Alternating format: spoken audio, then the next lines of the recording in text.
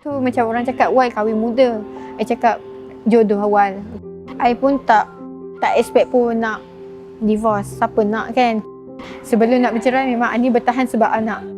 Tapi Ani fikir balik, sampai bila kita nak bertahan sebab anak? Better lah kita bercerai daripada kita nak hidup dalam kesengsaraan. My name is Anis Warini. I'm from Malaysia. Sayalah the Asian woman. Today, Asian Women Real Stories chats with Anis, a young single mother, about her decisions and self-reflection. I mula-mula risau juga, takut. Boleh ke I nak besarkan anak I seorang-seorang? Nak kerja seorang-seorang? Ramai jugalah yang rupanya ada masalah dalam rumah tangga. Tapi diorang diam. Diorang bertahan sebab anak. Macam tu juga dulu Anis rasa. Walaupun kita duduk satu rumah tapi kita orang tak sehaluan. Kita orang dah tak sefahaman. Ianya akan menyukarkan hidup kita. Dia dengan cara dia, kita dengan cara kita. So macam memang tak boleh together. Every day akan ada pergaduhan.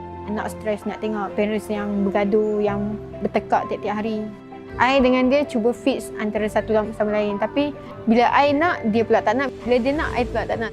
Kita ambil decision untuk berpisah. Buat haluan masing-masing. Kadang-kadang I sedih sebab kadang dia, yelah budak kan, dia rindu papa.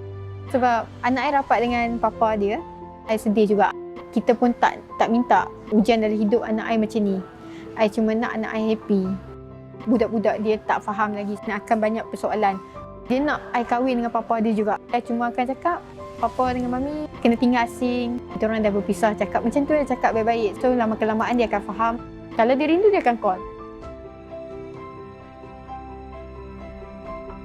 Terutama sekali kita akan fikir family. I ada tanya juga family I dan I ada minta pendapat daripada dia dan family dia yang mana yang rapat dengan I lah. Yang tak setuju banyak. Diorang tak bagi kita orang berpisah. Bila I terang-terangkan macam mana, diorang pun faham dan diorang terima lah. I seorang yang tanggung anak I sekarang. Daripada sekolah, babysitter. Kadang-kadang I pun tak mampu juga. Tapi I try. Anak happy, semua orang happy. Tengok kawan-kawan kita pergi sana, pergi sini, holiday and so on dengan kawan-kawan. Tapi kita duduk rumah dengan anak-anak. Dia orang cakap tak enjoy lah. I mengandungkan Natasha sangat muda, 18. I lahirkan dia pun umur 19 tahun. Jadi ibu pada usia yang muda sangat-sangat sukar. Kita tak boleh nak terlalu ikut ke hati sebab kita dah ada anak.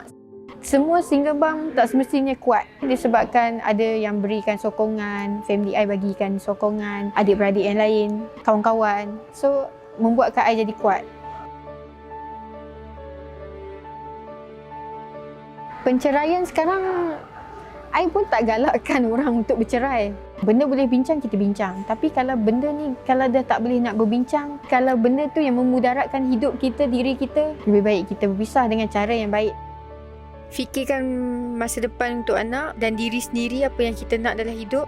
Jangan terlalu bersedih dengan apa yang jadi dalam hidup kita. Jangan terlalu fikirkan apa yang orang nak cakap. Orang lain tak tahu. Kita je yang tahu hidup kita. Kita je yang tahu apa yang kita nak dalam hidup kita. My name is Anis Warini. I'm from Malaysia. Sayalah the Asian woman.